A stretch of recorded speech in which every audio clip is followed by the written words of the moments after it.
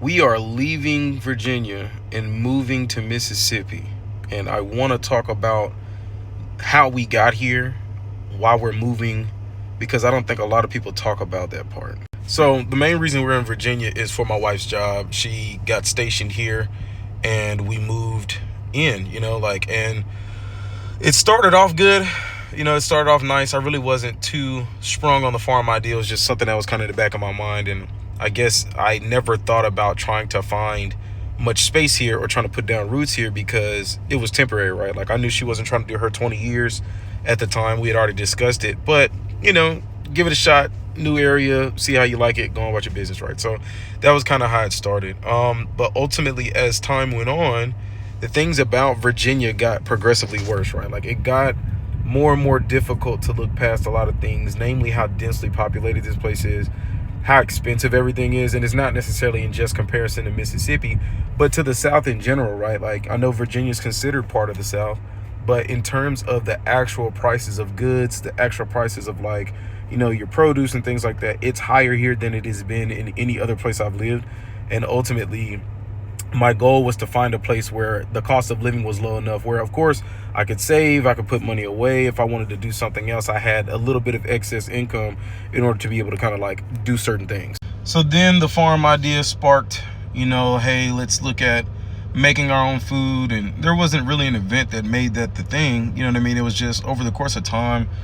It's kind of something that's been in us. Like her parents do farming to a degree. Like they have a garden. My mom started to do farming a lot more heavily when she retired, and just seeing kind of a lot of the things like recalls and stuff that was going on in the world, it was like, man, we need to figure out what we're going to do. And the unfortunate reality is with debt, with student loans and credit cards and stuff like that, financial decisions you make as you're young, it's super difficult, as I'm pretty sure most of you guys know, to get out of that debt in a meaningful way and be quote unquote debt free. Now luckily for me, when I first got going, the only thing I bought was a truck, and it's the truck I'm sitting in right now, right? So I've had this truck almost 10 years. So it's been paid off for a while, thanks to my dad helping me knock it out maybe 5 years ago. And I don't have any major debts other than that. And I do have credit card debt, right? And it's not a ton, but it is significant. My wife has student loans and, things like that. So ultimately the capital that we had available to potentially put down on a house, your debt to income, all that kind of stuff comes into play. It put us in a position to where, thankfully, the price that I'm able to afford isn't anything like just stupid astronomical, right? Like it's not like I'm sitting on $750,000, that I can just go and withdraw for a house. And ultimately that made us look at kind of our options a little bit closer, right? So starting off, we were approved for right around 500,000. But in me looking at potentially her not having to work, we have a child now, things of that nature, I wanted to at least cut that by 2/3, right? Because not 2/3, but I wanted to cut that number that we were looking for pretty significantly, because right now we're paying $2,400 just in rent. And that's not giving us any room after utilities and other things. Daycare is ridiculous. After those different things, it's like $1,700 a month for daycare currently. So my wife's going to be taking over that role once we move, and she want to go back to school. So that's something she could do. She's got the GI Bill because she's been in the military.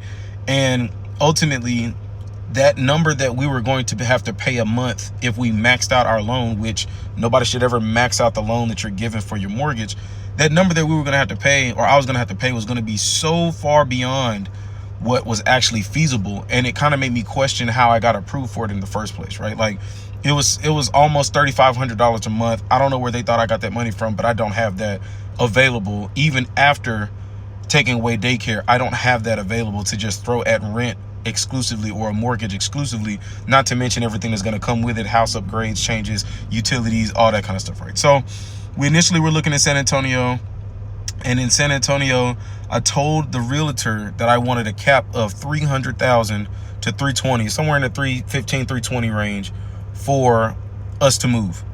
And because I only wanted that 320 for us to move, that put me right in the sweet spot where I could pay the bills and, cover everything else, and maybe have like $120, $200 extra per month. My job does raises, so I was counting on the raise putting me where I had extra, right? I wasn't going to raise to my raise, but I was going to have a little bit extra.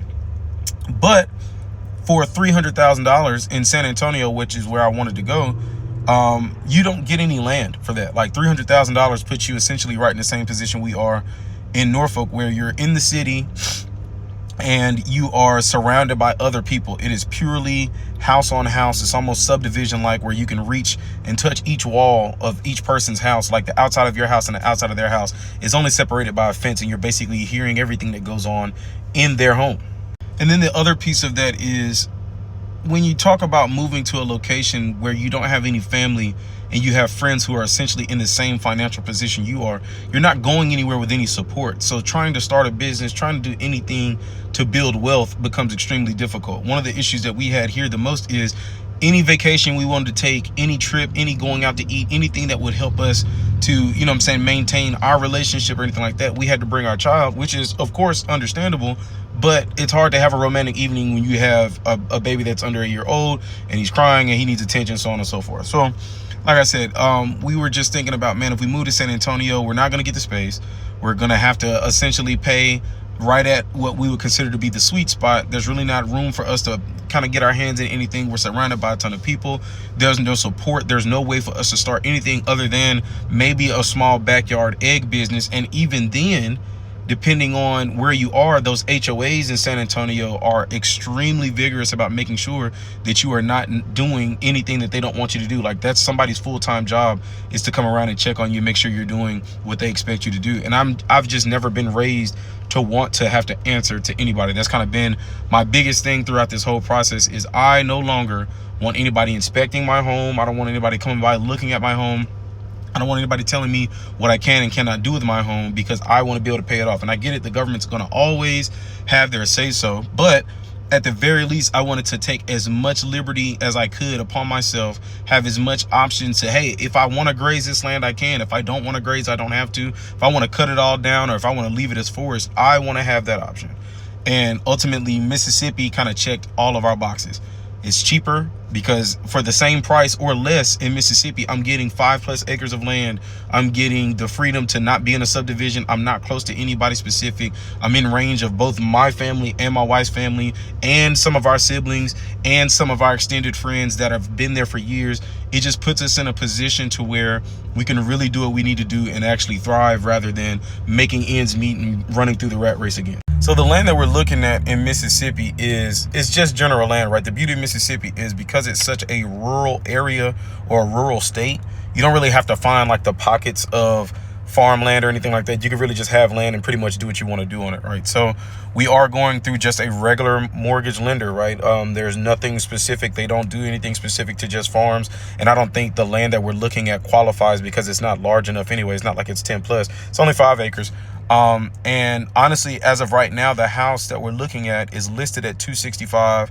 And to me, that is beyond beautiful, because it's well below that sweet spot. And it also gives us the leeway, you know what I'm saying, to actually do stuff and save money on the side. Granted, what that does mean is, of course, in our negotiations, we're going to try to get that a little bit lower. I'm not going to lowball them too bad, but I do want to make sure that I can get a little bit of space on it, because every dollar counts when it comes to setting up your mortgage, getting everything. And of course, like I said, my goal is to be debt free as soon as possible, so I can actually start building wealth rather than just paying bills. So there are some risks, as with everything, right? Like, we could get down there and the house that we want gets bought, right? Or somebody can buy it from right under us. We can go and see, hey, this house has way more work than it's worth.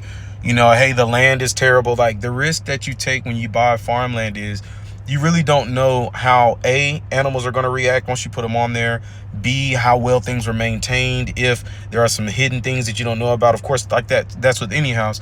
But being in such a rural area, you're also farther away from things. So to go to a Home Depot, to go to a Tractor Supply is a little bit farther out than what the typical, I'd say, farm area would have, right? And with us, we're not going to be just super far out away from the main portion of Jackson where we're from. But at the same time, like I said, you're out in the rural areas. We've never seen this property, so we're planning on taking a trip down there. But it's just, that's the risk you take with trying to ensure that what you're getting is what you actually need.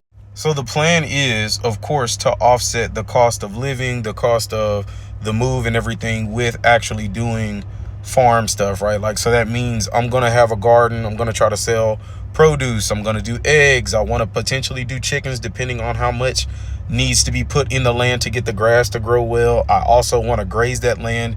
I want to do bees. There's a good portion of that land that's forested. I'm going to try to keep around 1 to 2 acres strictly woods, right? Because I do think every farm operation needs to have some way to get wood, get posts, get sawdust, get wood chips, all those different things. And managing forest and stuff like that is going to be pivotal, not only for the honey business, because bees get the majority of their nectar from trees, contrary to popular belief. So I wanted to make sure that we had everything needed out there, right? As well as make sure the ground's good enough to graze and bring some sheep, right? Like, I don't think cows is going to be where I go currently. And that's just because I don't necessarily think cows are a good starter animal. They're huge. They take a lot of food. If you don't know what you're doing, that's a big expense, and beef is ridiculous right now. So trying to get into cows off the cuff when I don't have cows available to me for free is kind of difficult. And then the fencing aspect of it, you can house a sheep in just the netting if you need to start while you build your full paddocks and everything, if you decide to fence everything in. So ultimately, and this is something that I outlined in, I'm not gonna call it a book, but I'm not gonna call it a newsletter either. It's like I wrote it like a mini book that kind of talks about trusts and LLCs, and it's available on my Shopify, and I got the link. Just look for the link on the channel and stuff. But ultimately, the process that I'm going to go through is as I add enterprises to the space, right? So buying the land in and of itself, I'm not going to do anything to quote unquote protect the land, right? I'm going to go about it, a regular way, pay for insurance, clean the place up, make it look nice, all that good stuff, right? As I add sheep, as I add bees, as I add whatever enterprises to the land, I'm going to put those in their own LLC, right?